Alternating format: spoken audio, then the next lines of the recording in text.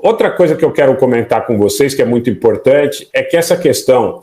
do escoamento de grãos ainda pode dar muito pano para manga, tá? Porque o que está sendo dito nesse momento é que a Turquia não quer escoltar os navios, que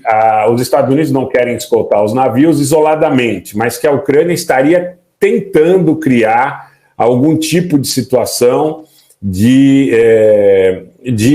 se não de escolta, de uma proposição que fosse patrocinada pela OTAN no sentido de garantir esse escoamento, né?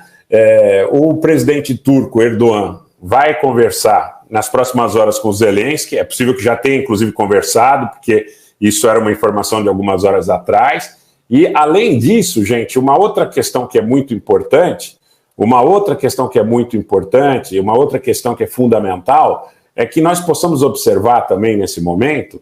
que o Putin não vai a Ankara, o Putin não vai para a Turquia. Por que o Putin não vai para a Turquia? O Putin não vai para a Turquia porque os russos acreditam que o Erdogan, mesmo que tenha anunciado que estava lá criando toda uma situação para permitir a ida do Putin à Turquia, que, na realidade, os russos estão muito desconfortáveis com uma série de situações, inclusive as suspeitas em relação à eventual participação da inteligência turca no próprio ataque à ponte da Crimeia.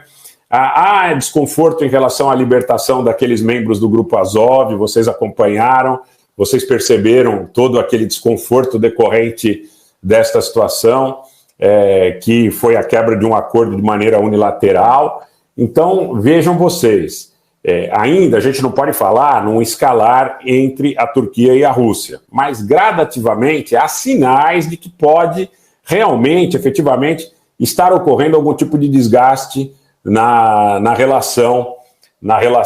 entre russos e turcos, o que aí é substancial e pode fazer muito sentido, mais sentido ainda, a declaração do embaixador Antonov. Eu falei para vocês, você tem o problema da fronteira Polônia-Belarus. Rússia se solidariza com Belarus, a Alemanha se solidariza com Polônia, você tem o problema da Península Coreana, onde tem submarino nuclear dos Estados Unidos pela primeira vez, testes da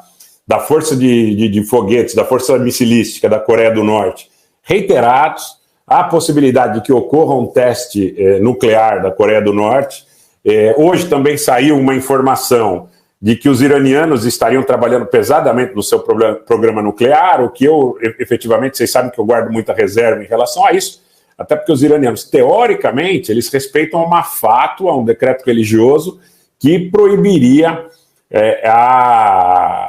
a construção desse artefato. Eu digo, essa fátua poderia ser revertida quando houvesse ameaça existencial ao Irã. O que eu ouvi, e o Márcio, não sei se está com a gente aqui, ele falou até sobre a questão da Universidade de Teherã, mas de especialistas na Europa, é de que se houver, apesar dessas rusgas recentes entre Irã e Rússia, que se houver qualquer tipo de problema que possa colocar em xeque a questão existencial do governo, do regime iraniano,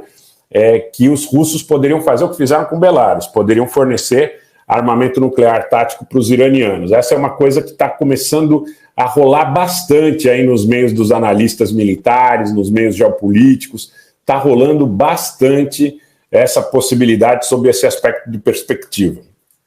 né?